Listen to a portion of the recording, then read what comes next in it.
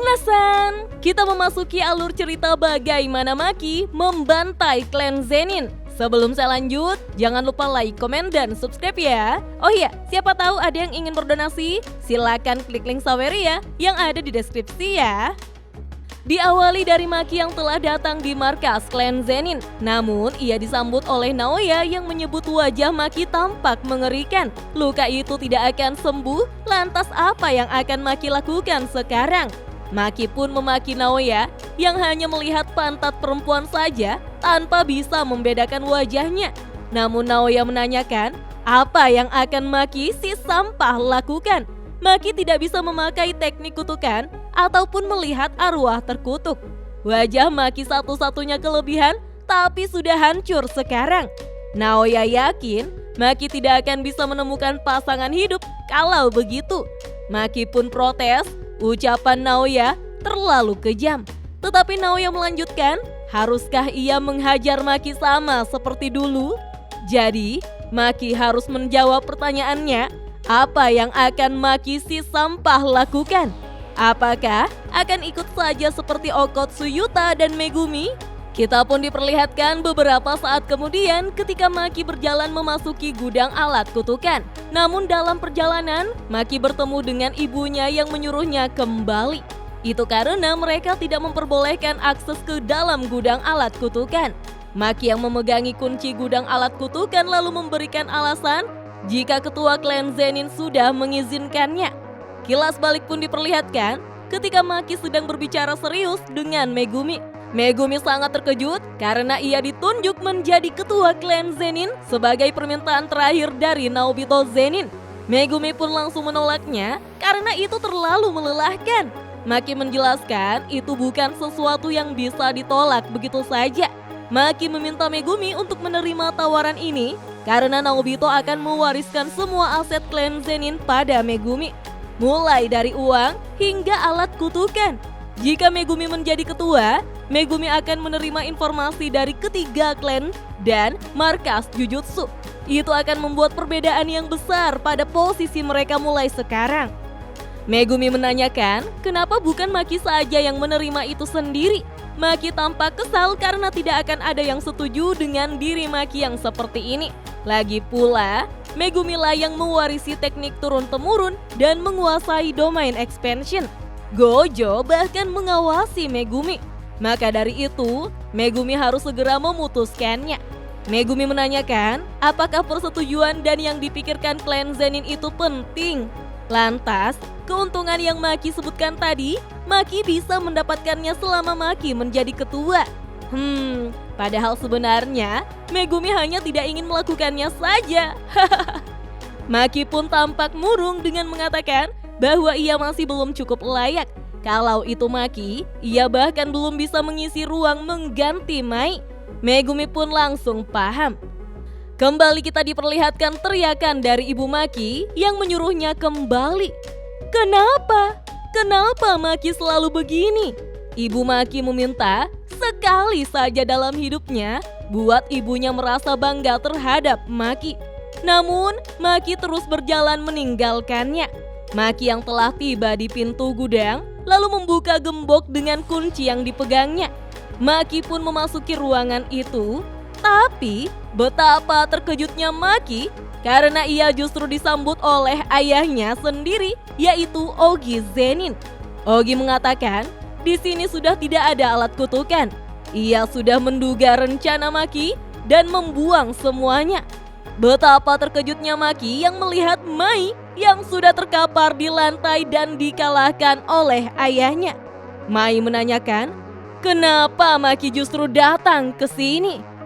Di saat yang sama, Naoya dan Jinichi sedang mengobrol. Jinichi mengungkapkan rencana Naoya itu terlalu terburu-buru. Tidak diragukan lagi, Megumi Fushiguro lebih baik dari Naoya. Ada banyak yang mendukungnya, melihat ini adalah kesempatan bagi mereka memperbaiki hubungan dengan klan Gojo.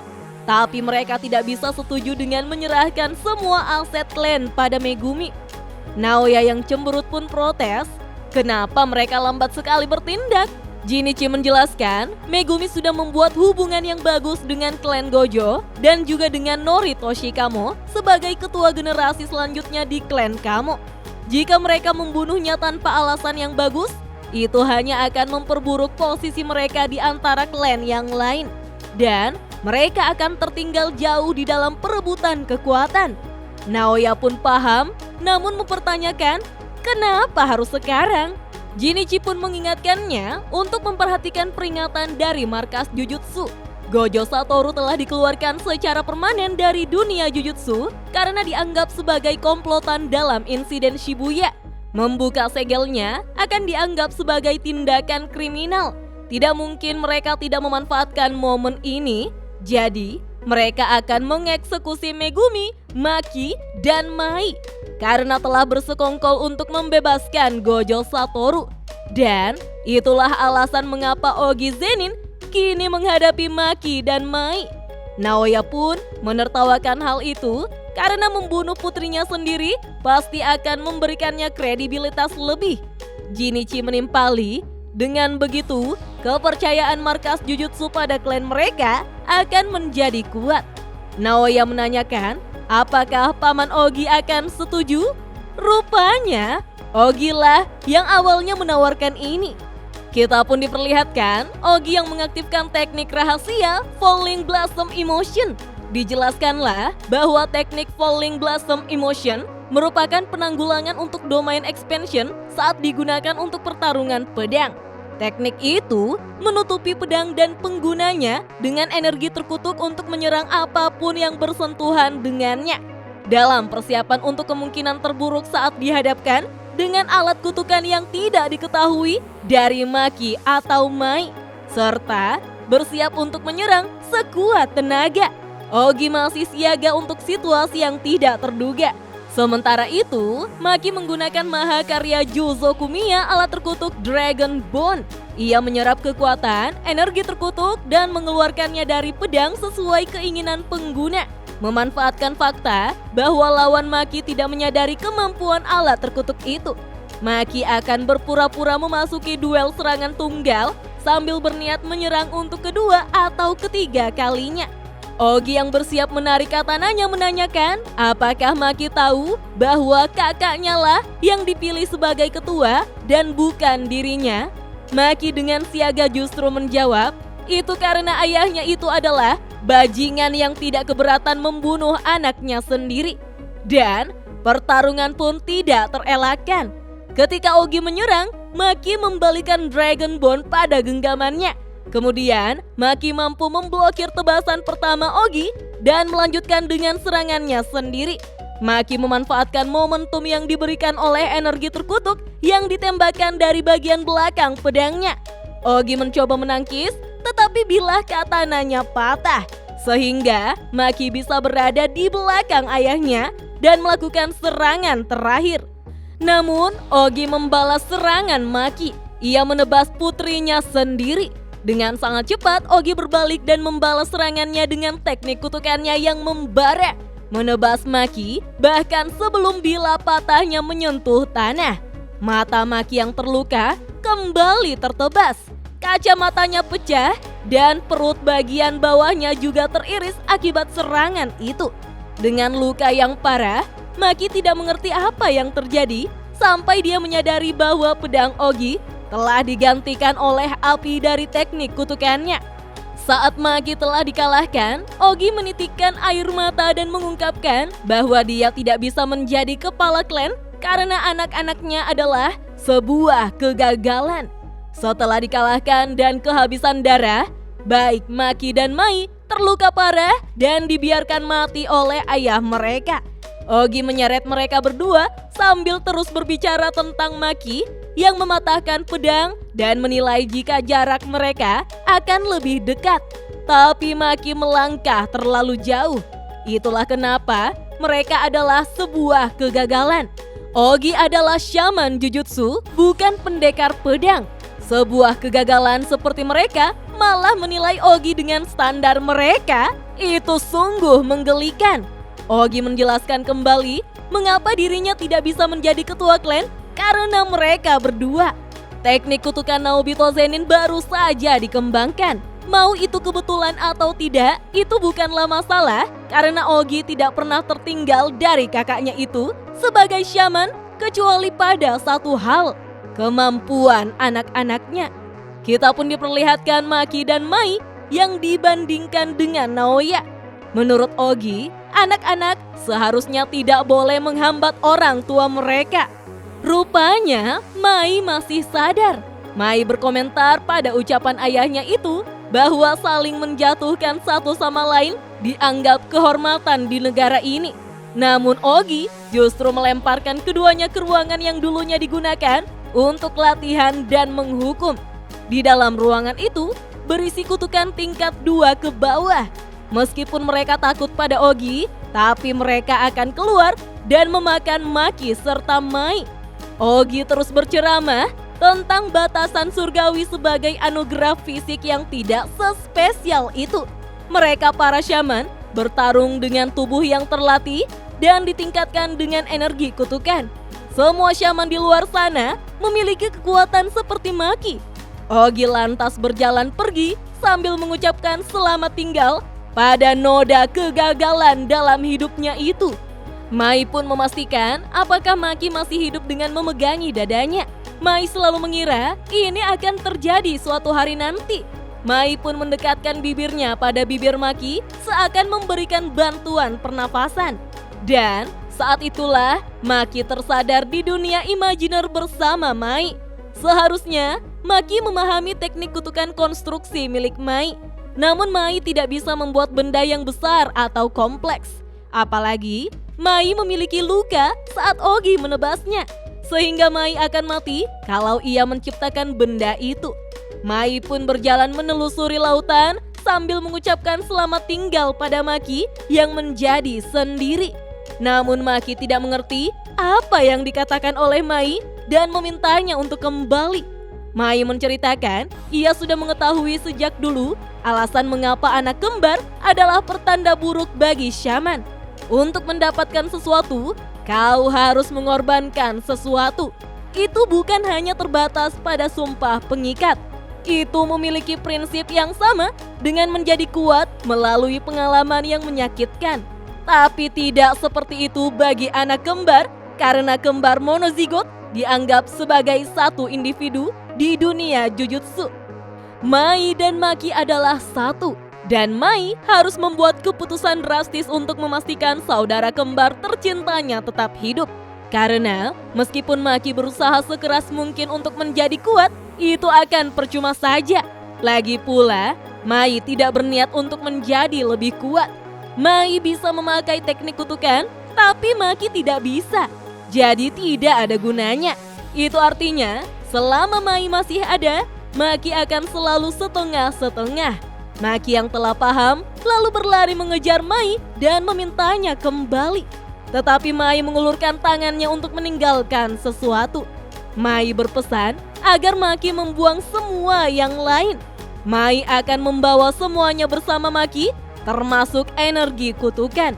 Tapi Maki harus berjanji satu hal, tolong hancurkan semuanya. Ketika Maki membuka tangannya, ia melihat sebatang bulu kecil. Lalu memandangi Mai dengan tubuh anak-anak yang memanggilnya kakak sambil tersenyum. Sesaat kemudian, Maki kembali ke dunia nyata dan menyadari bahwa dia memegang gagang pedang, bukan sebatang bulu. Maki kini berada di pelukan saudara perempuannya yang secara tragis terjatuh ke tanah dan tidak ada lagi nyawa yang tersisa pada tubuhnya. Dipenuhi rasa bersalah dan kesedihan, Maki menangis dan menyuruh Mai bangun. Bersamaan dengan itu, roh terkutuk mendekati mereka dari segala sisi. Saat Ogi berjalan pergi, dia menyadari ada sesuatu yang tidak beres dan berbalik karena khawatir. Semua roh terkutuk tiba-tiba dihabisi. Tentu saja hal itu membingungkan bagi Ogi yang menyadari kehadiran kutukan yang telah menghilang. Ogi lantas menyiapkan katananya dan melihat Maki di balik bayang-bayang pintu dengan lembut menurunkan tubuh Mai. Di saat itulah, tubuh Ogi mengingat ketakutan tertentu yang telah lama dan sulit dilupakan oleh pikirannya. Maki muncul dari bayang-bayang dan mengingatkannya pada satu-satunya petarung yang tidak memiliki energi terkutuk, yaitu Toji Zenin. Karena terkejut, mata Ogi terbuka lebar dan dia mulai berkeringat. Ogi pun segera mengaktifkan teknik kutukan Strong Flame dan melapisi bilah katananya yang patah dengan api membara yang membakar lingkaran di sekelilingnya. Dengan pedangnya yang membara, Ogi mengarahkannya ke Maki. Ogi bahkan mengancam akan membakar anaknya yang tidak berharga itu sampai ke tulang dalam pertarungan sampai mati. Tetapi Maki dengan mudah membelah kepala Ogi sambil berjalan melewatinya menggunakan tebasan yang begitu cepat. Maki berhenti setelah tubuh ayahnya yang kalah jatuh ke tanah dan mati. Dia melihat hadiah terakhir yang diberikan oleh Mai dan mengingatkannya dengan burung-burung yang terbang di atas pantai. Maki pun siap menepati janjinya sambil menggenggam alat terkutuk itu dan memberitahu Mai bahwa sudah waktunya untuk memulai. Bel alarm pun berbunyi, deringnya bergema di seluruh wilayah klan Zenin. Jinichi dan Naoya yang mendengar keributan itu lalu meninggalkan ruang pertemuan mereka untuk keluar ke lorong. Ranta Zenin menemukan mereka dan memberitahu Jinichi bahwa Maki sudah gila karena membunuh Ogi. Jinichi dan Naoya sama-sama terkejut karena Ogi telah dikalahkan. Unit Kukuru telah dikirim untuk menangkap Maki. Kapten Nobuaki Zenin memberitahu anak buahnya bahwa Maki pasti membunuh Ogi saat tidur atau saat sedang di kamar mandi. Mereka benar-benar masih meremehkan kekuatan Maki. Ia tidak mau ditegur oleh Jinichi sebagai atasan sehingga Nobuaki memerintahkan skuad Kukuru untuk segera menangkap Maki sebelum ia tiba. Karena dirinya lah yang akan membunuhnya. Para pasukan Kukuru pun segera berpencar. Dijelaskanlah, skuad Kukuru terdiri dari semua laki-laki klan Zenin yang tidak memiliki teknik bawaan dan diwajibkan ikut serta. Sebuah organisasi yang melayani di bawah Hei. Mereka menghabiskan waktu melatih ilmu bela diri mereka sebelum mendaftar di SMA Jujutsu. Maki juga ikut serta dalam skuad itu, minasan. Dalam sekejap, skuad Kukuru menemukan Maki di dalam lubang arwah kutukan dan langsung mengepungnya dengan puluhan orang.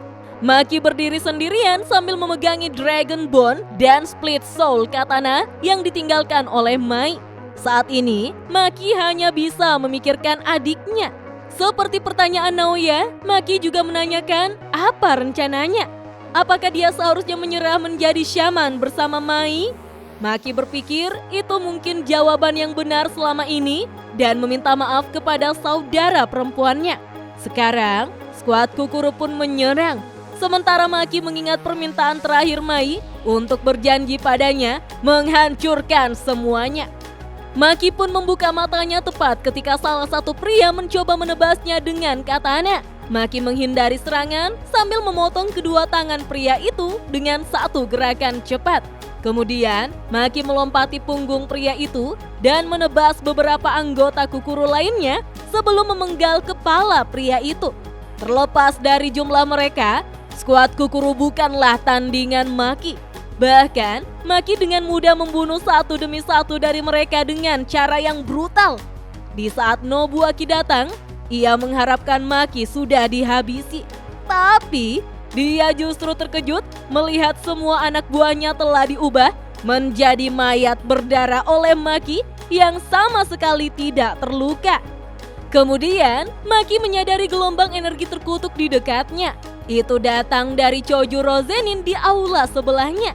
Tiba-tiba, Maki terlempar ke udara oleh tangan batu raksasa yang menepuk setelah mengurungnya untuk menghancurkan Maki saat terjatuh. Nobuaki mengenali serangan ini sebagai teknik terkutuk Chojuro dan mengetahui bahwa skuad Hei telah tiba. Dijelaskanlah bahwa Hei adalah penyihir terkuat di klan Zenin. Terdiri dari semua orang di keluarga dengan peringkat semi grade 1 atau lebih tinggi. Namun tangan batu raksasa yang menahan Maki dapat dihancurkan oleh Maki sehingga ia langsung melepaskan diri.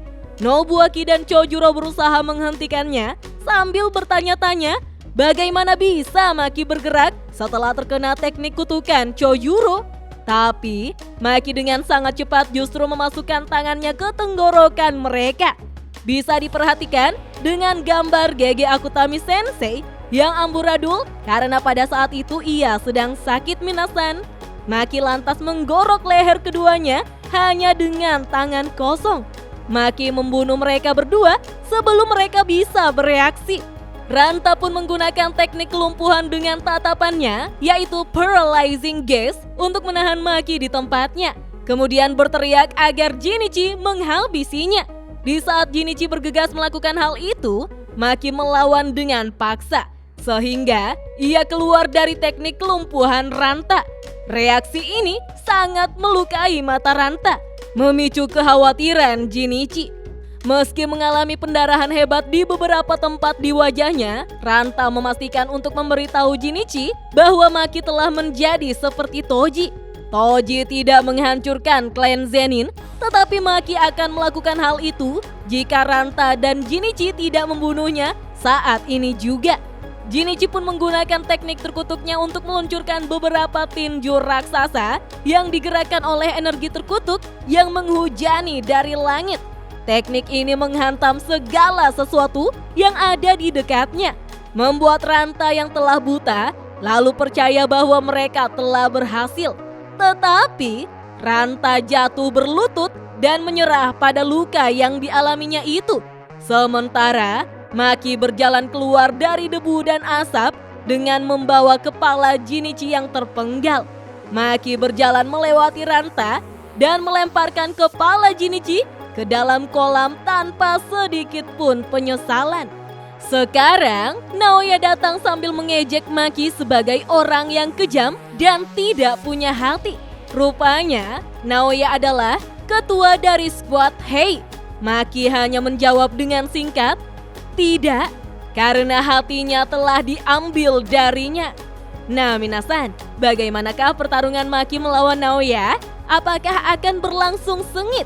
Kita lanjut ke video selanjutnya ya. Dah.